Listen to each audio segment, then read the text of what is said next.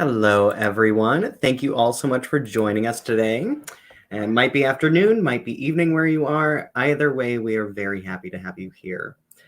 This is Left Bank Books welcomes naturalist and acclaimed author of H's for Hawk, Helen MacDonald, who will discuss her brand new in paperback Vesper Flights. MacDonald today will be in conversation with Left Bank Books co-owner and writer Chris Kleindienst. Left Bank Books is St. Louis's oldest independent bookstore. We would like to thank all of our supporters, the supporters of Helen MacDonald, and everyone for their outpouring of love for our bookstore. We offer curbside pickup and delivery to anywhere in the country, anywhere in the world. We are open to the public to come in. We do require masks, but you can find this incredible book on our front table when you enter the store. We are very happy to be able to bring our event series virtual. We believe that events are a way to expand your mind and bring in new thoughts to make the world a better place. We hope that you enjoy this event, and we hope that you support Left Bank Books by purchasing a signed copy for you or for your friends at left-bank.com. Purchasing a signed copy of the book from Left Bank Books allows us to keep our bookstore and staff operating, and it allows us to keep this event series going. So thank you for your support. Helen was so kind to send us signed book plates all the way from the UK. So we are very happy to have those available to you. I am Shane Mullen. I'm the events coordinator for Left Bank Books. I help produce our hundreds of author events each year with a fantastic team here in St. Louis, including the incredible Chris. We will be taking questions from you, the audience, at the end of the event. So you can type your questions as a comment, and you can do that at any point in time throughout the event. So whenever it strikes you, just type in your question or comment. And be sure to follow Left Bank Books on Facebook and YouTube to be notified about all of our fantastic virtual events. Our August and September are packed with fantastic events for readers of all ages. Now about today's book, Vesper Flights. This was an instant New York Times bestseller, named one of the best books of the summer by the New York Times, Entertainment Weekly, Time, and Literary Hub. MacDonald experiments with tempo and style, as if testing out different altitudes and finding she can fly at just about any speed, in any direction, with any aim she likes. So supple is her style. She writes about migration patterns and storms, nests as a metaphor for the domestic, and the danger of using nature as metaphor at all. I was reminded of the goshawk, so thickly plumed, so powerful that it can bring down a deer, and yet it weighs only a few pounds. Though these are the very paradoxes of MacDonald's prose, its lightness and its force. That is from the New York Times. Animals don't exist in order to teach us things, but that is what they've always done. And most of what they teach us is what we think we know about ourselves. In Vesper Flights, Helen MacDonald brings together a collection of her best-loved essays, along with new pieces on topics ranging from nostalgia for a vanishing countryside to the tribulations of farming ostriches, to her own private vespers while trying to fall asleep. Meditating on notions of captivity and freedom, immigration and flight, Helen invites us into her most intimate experiences, observing the massive migration of songbirds from the top of the Empire State Building, watching tens of thousands of cranes in Hungary, seeking the last golden orioles in Suffolk's poplar forests. She writes with heart-tugging clarity about wild boar, swifts, mushroom hunting, migraines, the strangeness of birds' nests, and the unexpected guidance and comfort we find when watching wildlife. By one of this country's most important and insightful nature writers, Vesper Flights is a captivating and foundational book about observation, fascination, time, memory, love, and loss, and how we make sense of the world around us. About today's speaker.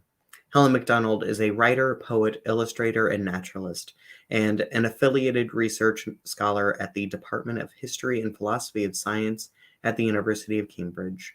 She is the author of the best-selling H's for Hawk, as well as a cultural history of falcons titled Falcon, and 3 collections of poetry, including Shaler's Fish. MacDonald was a research fellow at Jesus College, Cambridge, and has worked as a professional falconer, and has assisted with the management of raptor research and conservation projects across Eurasia. She now writes for the New York Times Magazine. And today, Helen will be in conversation with Chris Kleindienst. Chris is the co-owner of Left Bank Books. She also serves on the board of the American Booksellers Association. Chris is a writer, a cook, chef, and an animal enthusiast, which includes birds. And now I would love to welcome our guests for the evening, for the day, or evening, wherever you are, Helen MacDonald and Chris Kleindienst for Left Bank Books. Hello. Hello. Hi. Hi, thanks, Shane. That was a terrifying introduction. I was squirming with embarrassment all the way through. Thank you. It was so nice of you. Hi, everyone. Hi, welcome. Thanks for joining us from across the pond to the middle of the United States. And I guess it's evening there. It's midday here, right? It's 7 p.m. here.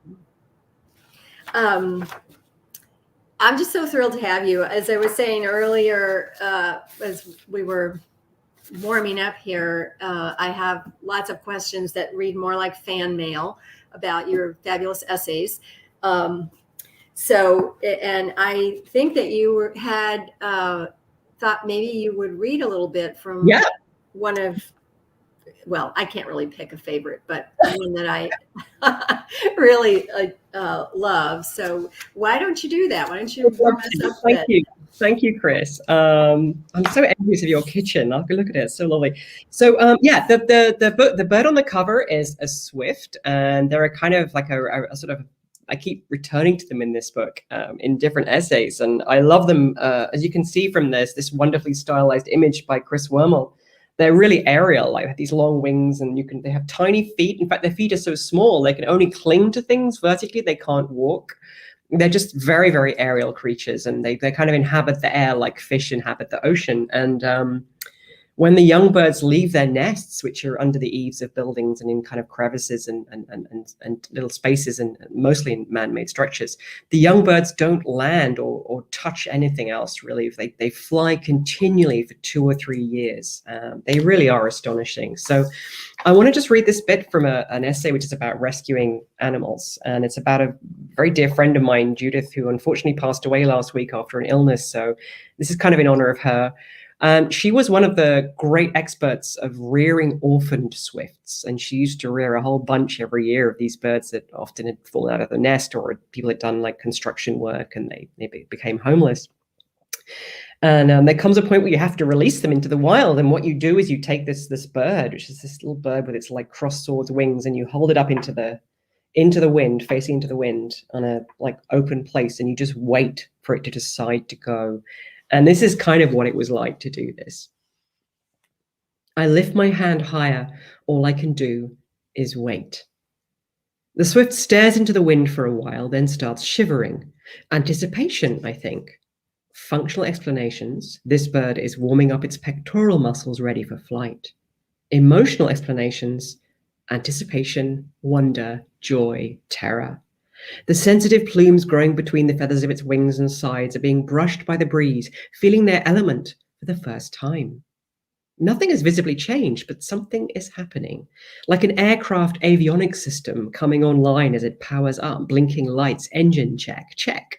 But that doesn't work, not quite as an analogy, because what I am watching is a new thing making itself out of something else.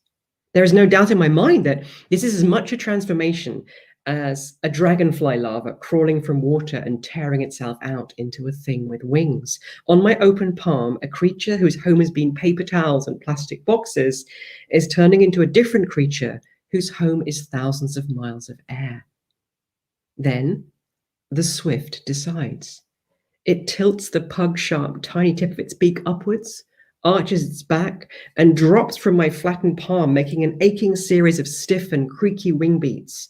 For 5 or 6 seconds, everything feels wrong. The bird is a mere foot above the grass, and my heart is beating fast. Up, up, up, calls Judith. Nothing is broken. We're just watching a bird learning to fly. Hitching, as if pulling into gear, the swift starts to ascend, flickering up and up into a sky streaked with evening cirrus clouds. It describes one careful circle above our heads, then lifts even higher, and straight lines it to the south. I look down at my palm. There's a little scratch on the meat of my thumb where its claws had gripped tight before letting me go, gripped tight to the hand that was the last solid thing the bird would touch for years. It was very emotional. It was a very emotional moment. There's lots of crying in this book. I burst into tears on the regular, as people say. I don't cry of sad things, but things that are full of love and wonder make me bawl. I'm constantly blubbing away. And that's exactly how I responded to that essay when I read it, was to burst into tears. I think it, you just really managed with such a simple description of a seemingly simple act to give this glimpse of, and I don't think you ever use this word anywhere in these essays, of the divine. Yeah. And the other essay about swifts, that the book is named after, Vesper Flights, is just such a magnificent description and account of just, I had no idea. Their lives are extraordinary. And as you said, it's going to be years before it touches something solid again. That's like literally true. Like they don't ever stop flying. Right. And they inhabit all layers. You described, the different spheres of air above the planet. And it seemed to me like they come down, like you said, like it turns out twice a day. They make incredible flights. They thought that they would go up. They just went up in the evening. These big flocks of swifts, they disappear out of sight, and they just assumed that they were going up there to sleep. And it turns out that they're coming down again, and they're feeding at night. Over water often, and eating kind of nocturnal insects. And I think one of the things this book tries to do is to sort of say, we so often think of science as subtracting beauty and mystery from the world, but actually, if it wasn't for scientists, we wouldn't know about what they're doing, which is basically they go up every dusk and dawn. They make these incredibly high flights, 8,000-10,000 feet, and they reach the apex at nautical twilight, exactly when the patterns of polarized light in the sky are at their strongest, and they can still see the stars, so they can navigate according to the stars, and they can see maybe 130 miles. They can see clouds coming on the horizon, and what they're doing is orienting themselves. They're working out exactly where they are, so they know what to do next. And I just thought it was the most beautiful metaphor for what we should all kind of try and do, and sort of look into the future a little bit, if we can, if we have the space to do that. Sorry, that wasn't even a question. I just got excited about swifts, Chris. Sorry. It's perfect. It's perfect. How could you not be excited? And they're like, they do all of this as a collective energy. They're not individualists, which is also a really remarkable metaphor, I think. Yeah, I think that again, that's a very weird essay to read now. It was written before the pandemic. I think at that time, it ends. Yeah, they go up and they use this amazing principle called the many wrongs principle. And what they do is they look at each other and what each other of them are doing, and they basically follow each other. They make these decisions about where to go next according to the weather and where they are. And some swifts can't do that because they're sitting on eggs or they're rearing young down below. And I just kept thinking, we so discount expertise now. We're so busy in our lives. Of course we are. We're full of distractions. We have to raise families. We have to work. We're very busy all the time. But I just sort of was thinking, particularly with the climate emergency, we kind of owe it, if we have the space and we have the time and the opportunity to try and look more clearly at what's coming. I think we have a moral we should do that. That's what we should do, and we should listen to experts. So it was about that. And then, of course, the pandemic came, and suddenly the black clouds on the horizon at the end of that essay just seemed to be the pandemic. I mean, everything's changed. It's been really grim. It has. I wanted to talk about apocalypse with you a little bit, but before I veer that direction, I just want to observe about these swifts that because of your essay, I felt the Vesper Flights essay just sort of breathless from the sheer miraculousness of their lives. And it felt like you were describing what, like, fleeting tiny moments of this like rapture on continuous looping replay. Like they're going up, they're coming down, they're going up, they're swoop, and just like miraculously living this life. So that's Thank you. Just a wonderful thing to hold and know, which thank you. But you do talk about stuff. You definitely, like you open up in the introduction saying that someone told you that every writer kind of has a subject they always return to, and that you felt that your subject is love, and specifically for the glittering world of the non-human life around us. And you also talk about how, humans tend to see the natural world as mirrors of themselves. But, what you're hoping is that people will find ways to recognize and love the differences. Like we can transpose what we want to know on this other living creature, but also the observation of and understanding of it on its own terms has a really powerful lesson, maybe beyond just the natural world. Mm-hmm. And like even your you kind of specifically addressed it in the one called The Human Flock, where you talk about Eurasian cranes migrating and also Syrian refugees. I wonder if you could bring that. Yeah, so that just to go back a little bit, one of the deeper themes of this book, and I think that comes from when I was an academic historian of science, a lot of my work was on this question of how we use the natural world to store a lot of meanings about our own lives, and then we see them in the natural world because we put them there, and then we use them to prove the truth of those meanings back to us. So I always think of the amazing Annie Dillard essay about meeting the weasel, and it's a beautiful essay, but her weasel is like a little Nietzschean thing. It's all about will and power. And I always think to myself, well, maybe the weasel was like having a play, like, or maybe it had a hurt leg, or it wanted to bask in the sun. Like the animals are always more than we think they are, and more than we use them for. And sometimes I think that one of the things I really believe is that if you concentrate on trying to understand the meanings that we've given these animals, sometimes if you keep those meanings in your head, you can look past them and see something like the real astonishing alien creature that's right there. We share the world with, uncountable billions of alien consciousnesses. I mean, it's, astonishing it's easy to forget that. But The Human Flock, I was in Hungary in this amazing place called the Hotobaj marshes, and it's a staging post for thousands upon thousands of migrating European cranes, which are a little bit like sandhill cranes. They're a bit bigger, and they roost in this shallow water. And I went there specifically to see them. Big flocks of birds are astonishing, and I was watching these birds, and it was getting towards dusk, and it was becoming more and more kind of panic-stricken in my mind. It was all this sort of confusion, and the air was kind of grainy with darkness, and there were all these wings, and I'm kind of like, And then I focused through my binoculars, and I realized that what I was seeing was just, families trying to find a safe place to spend the night because water is safe for them. The foxes, can't get to them and stuff. And as I was watching that resolution from this kind of terrifying horde of wings and sort of anonymous birds to this notion that they're family groups, of course, I was thinking about what was happening at the time, which was that there were a lot of Syrian refugees trying to get across the border into Hungary and go further north into Europe, and there were horrendous, they were putting up fences, there was a lot of violence, as you know.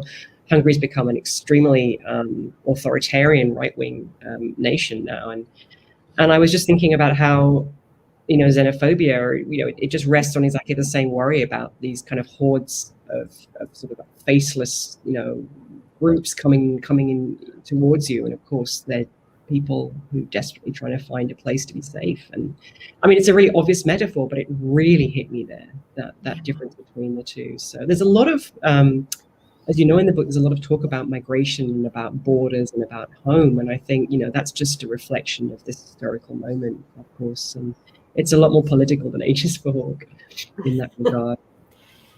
Yes, in a very sort of organic way. And And what you're talking about, it made me think about how especially people of European origin, because I had been thinking about Robin Wall Kimmerer's book, Braiding Sweetgrass, which talks, is based and grounded in a very different kind of culture of respect for all life and a reciprocity. So but it seems that our European culture has this fear of the other, which I was, thinking about that in the context of, natural history, and just like wondering how much of that fear of other also has played into our present day ecological crisis. Like that it's also kind of tied in, I think, to like you talk about, making friends with wildlife and nature, and that people tend to grow up wanting to test themselves against it, which made me think about, I've always thought this was incredibly absurd, but this obsession of certain men to have to conquer Mount Everest. And yeah, I don't know exactly quite. No, I know exactly what you mean. It's really interesting. I did a lot of work when I was an academic. I did really interested in the cultures of natural history and amateur natural history in America, and particularly in the sort of 40s and 50s, and how still there was that sense that contact mainly for guys, but contact with wild animals or wild nature, it kind of took, there was a sort of sense that, civilization was too kind of soft. And you needed to get out there and kind of, re-encounter these things in order to kind of, revivify yourself and make yourself into a real kind of, person. It's the old frontier myth writ again, I think.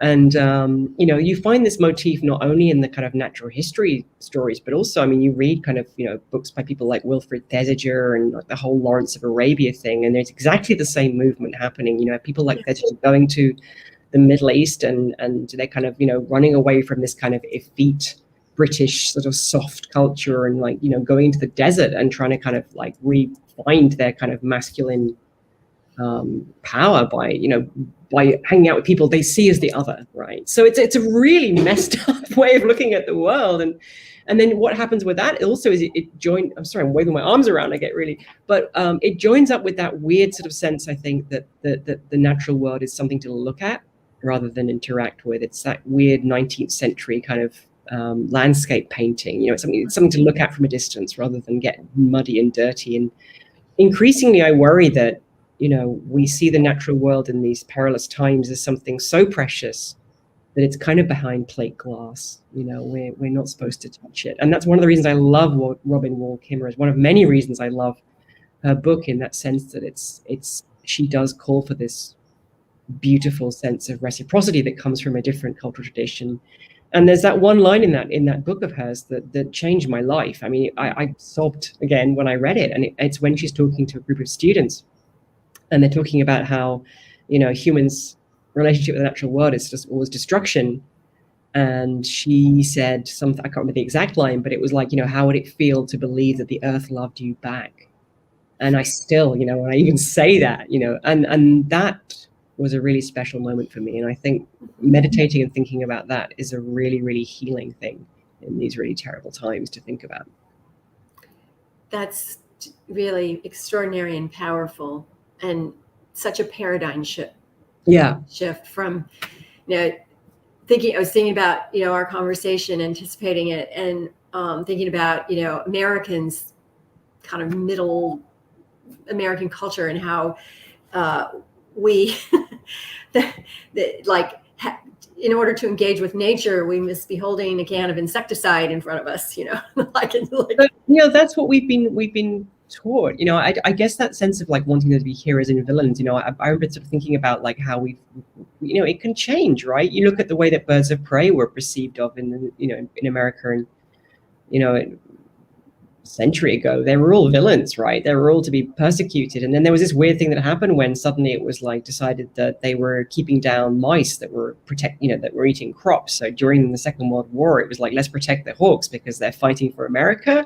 And then they become these symbols of kind of conservation and the kind of perils of outside. So, it's not set in stone. We can shift these things around. And I'm always, trying to maintain hope at a time like this, I think is absolutely crucial. And many people have talked about that. People like Rebecca Solnit, for example. And, just that thing that if you get despairing about where we are, then you don't do anything because you think there's no point. But if you're really optimistic, you don't do anything either. So you have to work really hard to keep this space for uncertainty about how we relate to the natural world in the future open in front of us. I think it's really crucial. Yes, absolutely. And it's the power of these essays is kind of exactly that, how you are able to talk about really serious issues that have profound consequence on the planet, on particular species, just like, on verge of extinction or maybe now gone. And you speak about it being almost always of human origin. But some of the things that stuck out to me, like you take us to that, you make us look, but you also sort of point out that there's more to the story, when there's perchance a tendency to despair at that point into inaction. Like, I love that you said, first of all, in one place you said, and I'm not sure which essay it was, that people talk about the coming apocalypse, but you say, well, we are in it now. It's not going to be a big bang. It's like all the fires and the floods and things, we're doing it. Yeah. But, and you also point out, I think this is a really powerful statement, apocalyptic thinking is a powerful antagonist to action. Mm. Yeah, exactly that. Yeah. So if you think that it's all over, then you just sit back and wait for it all to go, and that's not what we need to be doing. We need to raise our voices, and it's not a campaigning book like that. It's not a polemical book, but there's some fierceness in there. But this notion of apocalypse, I think, that essay, and I sort of went back and I looked at the original kind of meaning of the word, and it was so astonishing. I didn't really realize this but the original meaning of the apocalypse doesn't mean the end of everything. It means the unveiling or the sudden sort of it's things that have always been hidden from our sight but have suddenly become very clear, and that's what apocalypse means. And I just think, my God, that's exactly what's going on right now. I mean, there's some horrendous things happening, but I don't know about you, but I have a little bit of hope that it's finally kind of like, people are getting it. I'm seeing the term climate emergency, climate crisis suddenly being used in newspapers and media that would never have used that, like even last year. So let's just hope that the big meetings that are coming up, something gets done. I mean, the Earth will be fine, right? The Earth will continue. Everything will there'll be a mass extinction, and then there'll be just new life will evolve, but it's not going to be our Earth, and it's not going to be us. So we have to sort this out somehow. Yes. Sorry, it's very cheerful, isn't it? There's also swearing and jokes in this book. It's okay. It's not all misery. No, and I was going to actually point some of those out or bring some of them up. You have the another point in your essays that really just like took me there. Definitely away from any sort of hopelessness. The essay's called From Sunbirds or Sunbirds and Cashmere Spheres, and you are trying to glimpse an elusive oriole that is not often seen in England, I believe, and it's very difficult and nearly impossible, and you're really sort of non-friendly for human habitat, being assaulted by insects and possibly going to get swallowed by the bog. And and like, basically you're not going to see it, but then you see it, and it's just, it's like what you see is tiny little flickers of it very busily, and it's, in the trees, and the leaves are in the way, and it's at the nest, and you never really see the whole bird, it seems, in one like beautiful, I can look at it now for a while. But rather than be disappointed, you say, but then, you say it's as small as a fingernail, and you say, but then a fingernail at arm's length is, I guess, exactly the size of the visible sun. Yeah, that was a great moment. And there's a couple of things that come from that, I think. I'm really glad you like that essay. Yeah. Stinging nettles.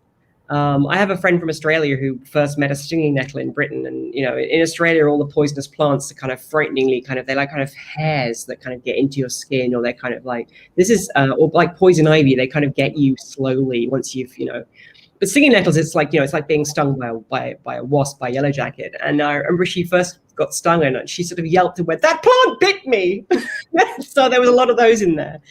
But yeah, it's that thing about what one of the things that I learned from doing a lot of bird watching and nature appreciation in the landscapes near here, which are kind of very different from where I grew up. They're all reed beds, they're marshes, right? They're kind of like bogs. So there are these big reed beds full of reeds and you can't see into them. They're like the ocean. They're full of life, but they're impenetrable. You can't walk in them. And I used to try and see animals and you can't see anything. But when you did see the animals, they were always in pieces. You'd see a little wing, maybe like an eye stripe of a bird, or a little tail, or maybe the part of an otter, or, little sections, like briefly. Mm-hmm. And the more I watched in this environment, the more I began to see the whole animal in a way that I hadn't before. I always used to think, I need to see them like they look in the field guides or in a photograph. And what this did, this sort of slow kind of cumulative accumulation of partial sightings, made me realize that the animal and the habitat are completely indivisible. They're all one and the same thing. And it was like a really beautiful moment for me, that. So seeing those orioles in that poplar forest and seeing them all as little cutout stamped sections just made them kind of stitched the bird and the habitat together in a way that was really beautiful to me. Yeah, it was really nice. It's just extraordinary. And comparing it to how we see the sun is so brilliant, because it first of all left me, just sort of took my breath. Just like, it's like, who is that who flies too close to the sun? Right. Listen. Yeah. But not that. But it's just, the sun is absolutely essential to everything, and we, in reality, our understanding of it visually is teeny tiny, and suddenly it's like, okay, I can be okay with this. I can be okay with the complexity that you just described. It's scale. There's a lot of scale in this book. When I was a kid, one of the things I talk about in this book is how, when you're a kid, you grow up in the scale of your life is the sort of domestic scale. It's the size of rooms or the size of your schoolyard. And, one of the things that the natural history taught me was, how if when you're a kid and you put your head into kind of the long grass of a meadow and you see all these tiny insects the size of punctuation marks crawling around, or you look up and then you see the sky, and like what that does is suddenly I realized that the world was a lot bigger and more complicated than I thought it was. And so scale, I think, is something like with the sun. I love to try and play with that, because, how many billion of bacteria in a single teaspoon of soil, or how much stuff can we not see? So I talk about mushrooms and how, we can't, we see the visible mushrooms, but underneath there's this kind of network of fibers and mycelium. And this all kind of, as you say, I think really wisely, initially you mentioned this term divinity or the divine, and there's an essay towards the end where I guess I kind of try and talk a bit about that, and how, some of these encounters and things that I see or experience in the natural world have been really transformative to me. And I tried to write about them quite often using philosophical language, and it just didn't work, right? So I discovered quite recently that I needed to go to these kind of theology 101 books and read about the kinds of experiences of people in contact with some kind of divinity or the divine. And that's really changed how I thought about the natural world, that these moments can really stop time when they happen. And you can't look for them. They're like grace, sometimes they'll happen and sometimes they don't. And they're really important for me. Yes, you actually, that was another, where did I put that? Sorry, I'm really high. I'm sort of destroying your careful questions by sort of ranging all over. No, not at all. They're not. No, this is exactly wonderful. This is like what happens. And, but you just bringing up miracles, you have, I wrote it down and now I can't find it in my notes. The sense that we don't we don't believe in miracles, but they're there waiting for us to discover them anyway. Yeah. And that's a very weird essay. So maybe just talk a bit about the essay form for me. I used to hate this word. I was the kid who never did their homework. I was always in trouble at school and university. I didn't like the word essay because of that. And then I discovered the essay form and partly through working for the New York Times Magazine and realizing, that there was this sort of like one big breath of an essay that from beginning to end. And they always feel to me a little bit like there's a puzzle that I want to solve, bugging at me, but I want the reader right here with me while I solve it. It's like a kind of, they always feel like a generous kind of way of writing like that. And that essay with the miracles comment in it was really weird, like that not knowing where it's going to end. It started off as an essay about migraines, right? About like how awful they are and how bizarre it is that the World Health Organization defines health as a sort of complete, perfect state with no, it's like nobody is healthy like that. It's like really weird. And suddenly it started to remind me of how, I have these sort of symptoms of an oncoming migraine and I can recount them now, but when they're happening, I never make the connection. I never think I'm about to start having this big, really awful headache. And I realized that reminded me of how we talk about climate change and how there are all these things that we think we don't see them as symptoms, and how climate change is basically, like capitalism, and how we're told to, use plastic straws. And, we've just been told in Britain we should probably stop rinsing our plates before we put them in the dishwasher, when, this is not the problem, right? It's the structure and stuff around us. So this notion that, when I take migraine medication, I never think it's going to work, and it does. And I just sort of think, if we get out there and make enough noise, which we have to do, miracles can happen. And we have to believe in them. We have to believe we can change the tide here. So again, that was an essay that started off being about headaches and ended up being about climate change. So I never know where they're going to go. It's always a bit of a surprise. That's, I approach that kind of writing the same way. I think I'm starting off on a topic and it does turn into something completely different that I apparently needed to understand. Yeah. Do you ever get that thing where you sort of try and resist it? It's like, I thought this is about horses, but it's about like, about death. I don't want to write about death today. It's like, no, you have to write about death. Yeah. I just stop. Yes. I don't want to forget to ask you or point out a couple of things that may seem a little, anything. Start with the mystical here. I mean, you touched on it just now, and I'm going to use that word mystical, but one essay you talk a little bit about tarot cards, which seemed slightly out of character, and yet I know the profound respect you have for Robin Wall Kimmerer's work, which definitely is a little more open to sort of a vibe world, if you will. And then you have that extraordinary little essay about when you were feeling grief and you sat down next to a river of swans, and the swan just got out and came over and sat down literally right beside you like a friend and touched you with its body and took a nap against me and took a nap. And I'm just like, I don't know what to do now, and I talk about this is something that really, really interests me, and it's that, again, that sense that the world, I use animals as an example, but this is like, all the ways, it's like all the things. I'm like, I'm so articulate, all the things. Think about the way we're supposed to think about animals, right? We're supposed to think about them kind of in this sort of, biological way, right? The scientific way. Think about wolves. They're supposed to be these kind of canids. They're social canids. We kind of understand their kind of world through what scientists have done and studied them and tracked them and, whatever. And then there's the kind of history of wolves and humans. There's that side of it. And then there's the meaning of wolves for people, both in a kind of cultural sense and in a personal sense. And what we do is we atomize that. We're not allowed to, we are, for some reason, all these other ways of looking at wolves seem to somehow threaten the scientific way. And of course, the scientific way is unbelievably important. I mean, we need science more than ever, right? We need that way of looking at the world. But it doesn't mean the other things can't coexist with it. And so I use this example of the sort of 16th century emblematic natural history, which is it was a time when people wrote natural history books, and what they would do is they give you all the information about the animal but they were, that was known to kind of natural philosophy, but also they'd give you all the meanings of the animal in culture and its medical uses and its spiritual meanings.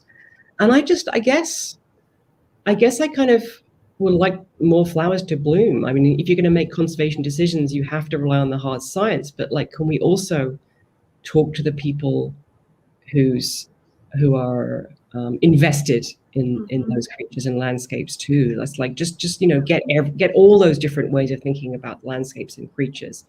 The ways we interact with the natural world are very various, and so are we. And I just think so a plea for difference and to love difference. It's not me being anti-science in any way. It's just saying let's just hear more from all over. Yeah. Right. It's the beautiful and both. Yes. It's the beautiful. That's lovely. Thank you for that. We'll use that. Go right ahead. I want a couple of things that, pressing questions. Back to the swifts. So how does a released, rescued swift find its people? Yeah. Swifts are very unusual like that. So as you know, some birds require an enormous amount of parental care and attention after they leave the nest. So like young crows and ravens, think of a raven, right? A young raven has to learn how to live in the world, and it has to learn how to be social. It has to learn how to interact with other ravens. It has to learn where it sits in the kind of raven society, and it learns how to forage and all these things. It's like a kid, like a human kid. There's a long developmental process, and the parents or the group need to be there. Swifts are not like that, right? So baby swifts, when they leave the nest, they just start flying and they start feeding on airborne insects. They just snap at them automatically, and they learn how to bathe in rain and drink. And they do assemble in flocks. They will hang out together and they will travel together. And as you know, they do these Vesper flights. But there's a lot. I just feel that with a swift, there's a lot more stuff that's hardwired in, right? So like I remember watching this bird, and it had these eyes like astronaut visors. You could see the whole world falling into it at once, and everything just changed. And it was very hard not to see it as a change in state like that. Suddenly a dragonfly, like, a dragonfly knows what to do when it comes out of a river and flies off. It just knows how to be a dragonfly. And I think a swift knows how to be a swift like that. I think it's magic, right? I mean, science magic, but still magic. And it finds its people through its navigational. It knows its people, because it's obviously it's baby swifts are really, really snuggly. That's the weirdest thing. When they're in the nest together, they're constantly snuggling and preening each other. They're really cute. They're little Care Bears, right? And as for the migration, there's a huge genetic component in that. They know where to go, and it's they know that when the light starts to do certain things and shifts, and there's an electoral shift, and they go south. That's hardwired. That's really hardwired. And that has a lot of birds, like cuckoos in this country. Baby cuckoos are, as you know, they're reared by foster parents who don't necessarily, they don't help them on their migration. They just know that when they can fly, they fly south to Africa. That's what they do. It's phenomenally. It really is. It's incredible. We have just a few more minutes before we go to questions, and I want to mention to folks if you haven't, type something in the chat for questions, because Helen definitely wants to hear them. She said that's her favorite part. Well, I love this too. I didn't mean to sound like I was discounting you. Oh, no. But I feel I would be remiss. I would do a disservice to our listening public if I did not ask you to speak to gigantic beetles with backpacks. What? The beetles with the backpacks, the tiny backpacks? Oh God, yes, all the kind of like weird like cyborg beetles and stuff. Completely blew my brain open. I had to go Google that and look. It's always quite extraordinary to kind of like, you look at science fiction and you think, yeah, well, that's like cyborg beetles, and then you're like, oh yeah, okay, so the military have already done that. I'm really interested in this sense, like talking about how we see the natural world is reflected. It's a reflection of our own way of looking at the world. So I always think of dinosaurs like this. When World War II, when troop carriers and tanks were always kind of slow and lumbering and dark green, that's what dinosaurs looked like, right? They looked like tanks. They're really slow. And then you get to kind of a postmodern era, and you've got this kind of like network-centric war and all these kind of drones and kind of colorful. Yeah. Dinosaurs become different. They become these really active. I mean, obviously it's a it's a very simplistic metaphor, but like it just shows that, you know, we project where we are onto it. And I think a lot of the ways we look at the natural world in terms of our surveillance and looking at migration studies and tagging animals, all these things, a lot of that technology comes directly from military surveillance technology. And, it's there's a whole hidden kind of black world there of black in the kind of, covert sense. You think there's the Hubble Space Telescope looking out at the cosmos, but there are kind of pretty much other Hubble Space Telescopes that are looking down on us. We just don't know they're there. So a lot of these programs, I feel, are really interesting to look at, to see that, we're always taught that nature's the kind of opposite of war. It's sort of the way we look at the natural world, the way that we study it, a lot of that has this. It's not an innocent science. It's really fascinating to look at that. But thank you to the military for producing that technology. But it's I think important to think about the ways we look at nature have got these human histories always tied up with them. Absolutely. Yeah. Absolutely. Well, Shane is here, which means... Oh, Chris, why would I keep talking? I have to share. So, hi, Shane. Hi. Thank you for this incredible conversation. I have not yet had an opportunity to read this book, and I am convinced to actually read it. And Chris will know why this is such a... this is a huge step. Yeah, I have a bird phobia. Oh, really? I do. Yes. I respect that. I only have a phobia for ticks. That is my big phobia. But I guess that's but I understand the bird one. I have a dear friend who's got a phobia of moths, which I find bizarre because they're like cuddly butterflies. But I respect phobias, Shane. So I also have a friend who's afraid of moths, and I'm also like, but they're so cute. Yeah. Did you read Wendy Williams' The Language of Butterflies? No, it's on my list. It's on my list of many, many things I should be reading. I really should. It blew me away. It's amazing. Yeah. And fascinating to me, Shane, that birds are things with wings and butterflies and moths are things with wings, and it isn't across the board. But butterflies flutter, and they kind of lazily come into your, like, birds, when they are coming for you, they are coming for you. Coming for you. That's the key phrase here. Yes. Yeah. No, my mum is frightened of chickens because she was chased by a rooster when she was a kid. I mean, who knows what happened? Maybe a pigeon flew right past you when you were a kid. Like, oh my God, we've gone into therapy mode now. Sorry, Shane. Well, my grandparents raised chickens, and I had to go collect the eggs. So they raised chickens, geese, ducks, rheas for a moment, which were majestic and terrifying. Yeah. Those ostriches and ratites, I don't really believe that. But I think part of me just not really. They're dinosaurs. Yeah. I respect your phobia, Shane, but thank you for saying you might like to read my book. Yeah. Well, I love nature. Like, nature is very important to me, and I think that you get beyond the bird into the rest of. So, yeah. I want to share a comment from Eileen, and then we do have a question. Audience, type up more questions. More questions, anything at all. I had a cheese sandwich for lunch today. That you want to know what we had for lunch? Anything at all. So Eileen, who is a dear friend of the bookstore, says, Helen, thank you so much for offering us your life stories and your words.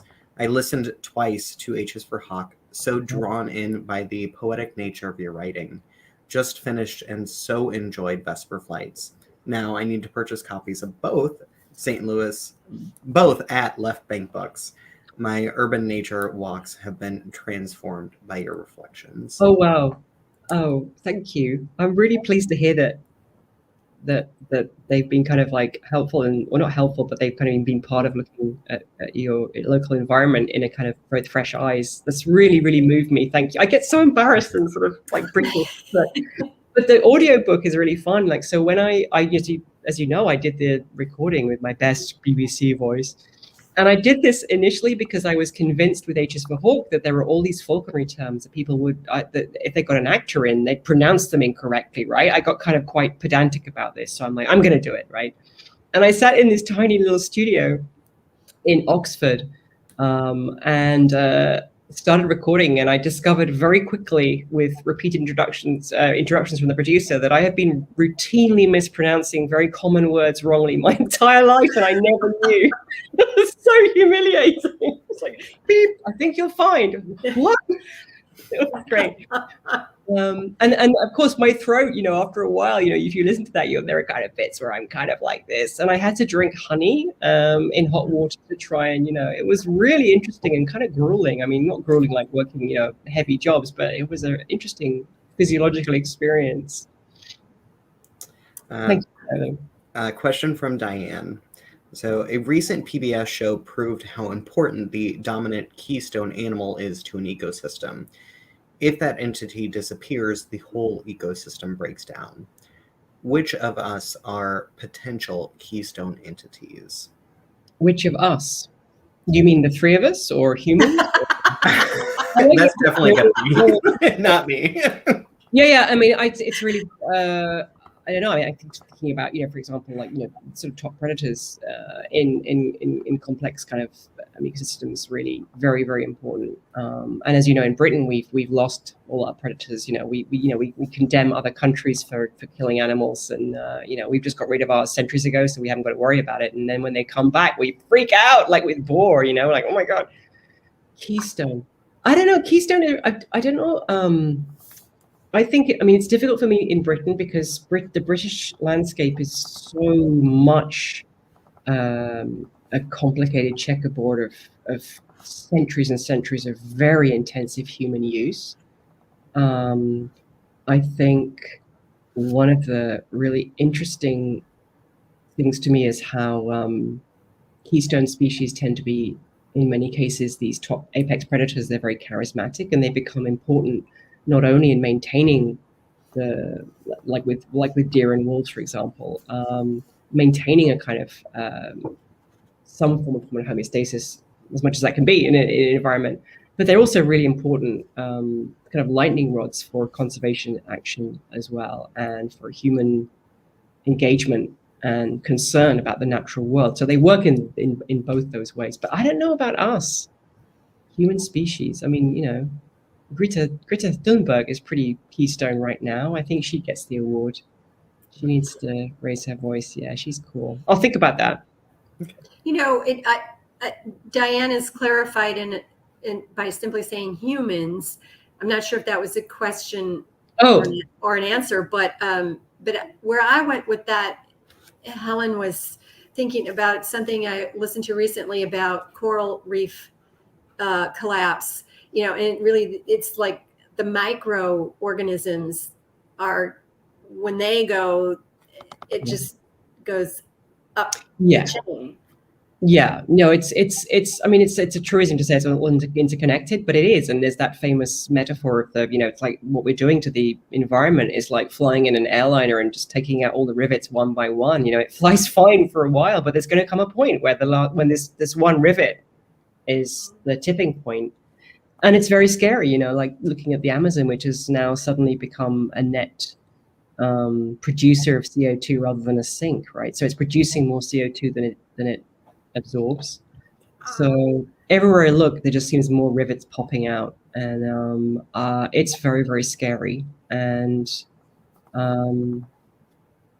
it just is. I mean, I wish I could say something cheerful about that. I mean, there is some really great stuff. Elizabeth Kolber's really amazing new book about how people are now thinking in the terms of the environment as a whole as something which is so human impacted that there's no point in trying to kind of preserve pristine things. We have to work with what's there and engineer it. And she talks about, for example, this scientist who unfortunately passed away, but did this amazing work of trying to breed corals that were resistant to heat stress and putting them in these tanks and trying to just breeding the ones that can cope and trying to kind of repopulate what's there. The fact that there are people that are full of love and commitment and passion to try and help is the one thing I think right now that keeps me going. There are people fighting so hard for what there is. And I love that. Yeah. I have a friend who is a biologist who has her whole career has been oak hickory forests with some tropical other side jobs, if you will, that and she talks about, what she's been doing forever is looking at what species or what's going to happen with those oak hickory forests in terms of climate change, and which are resilient, and what about them, what sort of DNA factors make them resilient. And our conversations are weird because she's doing that and I'm saying, but have you heard about how trees talk to each other? Scales of, yeah. And it is that the sort of painful thing, isn't it? Is as the more we find out, the more rich and complicated and wondrous it is, the more is being taken away from us at the same time. It's a very strange time. I was born in 1970. I'm getting older, and I for a long time, because of the scale of biodiversity loss in my own lifetime, we've lost 75% of Europe's insects in my lifetime. It's terrifying. And I just assumed that biodiversity loss, subconsciously was as natural a part of getting old as getting wrinkles and gray hair. But no, it's not natural. And I think it's very easy to forget that. Forget that this diminishment of the world is not inevitable and that we can fight against it. And that's something that I try to keep hold of. Yeah. I think that especially with, for me, everything that's happened in the past year, 2, 3, my lifetime that I've been paying attention, seeing how much a respect for nature is necessary. And because it is very possible that some of the biggest travesties in the last year would not have happened had it not been for humans being an invasive species. Yeah, we don't really caretake well, and the very rich people are going to be fine, right? They're all going to be fine, and for a while. But I think that the ways in which kind of social justice and environmental justice come together are just it's really crucial we engage with that too. It's a really huge and important thing. And one of the things I always talk about is how finally, the voices that are writing about nature are not all kind of, posh white men, right? And I love those books, right? I love the voice of them, the kind of, aren't you glad to have me to explain this to you voice. I always try to struggle against, I want to do it, But just the fact that there are now, an astonishing number of really extraordinary writers, like Black voices, queer voices, women voices, trans voices, just all these new voices writing about the natural world in ways that are as various and beautiful as the natural world is. I just think is another great occasion for hope. I really love that happening. And all polemical now. Look at this. It's good. We always get political. Some kind of way. Diane further goes on to say, human relationship with power, such as the populist politicians, seems a false sense of the powerful. Your awe at nature seems the right thinking as a keystone human. Yeah, that's a very wise comment. Thank you for it. You are, we're talking about really big things that are kind of scary and overwhelming and feeling like, how can I, the individual, matter or make a difference? But you do talk about that.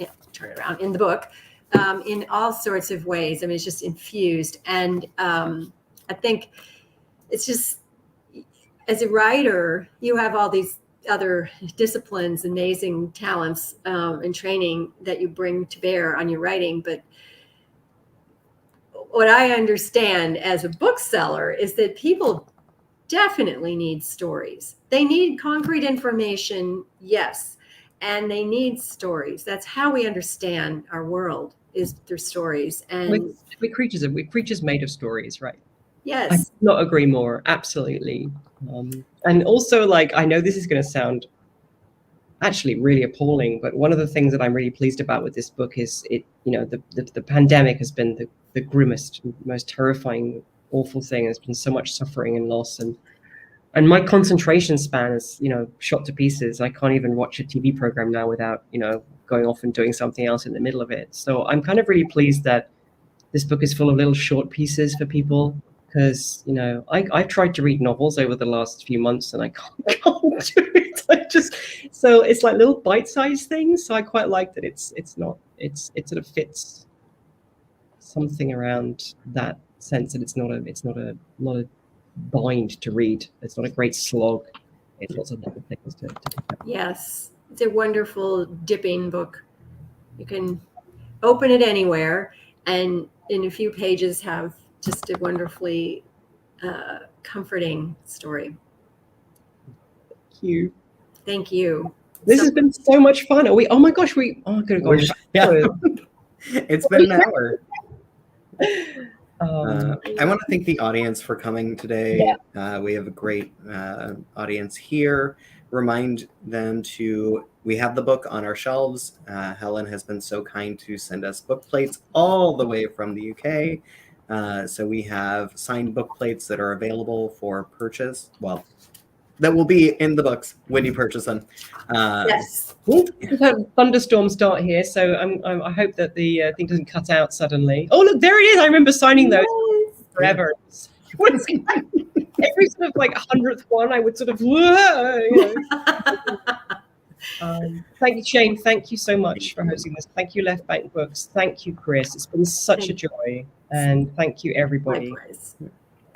All right. Have a fantastic rest of your day, and we will see everyone again soon. I hope to see you. Bye-bye. Cheerio.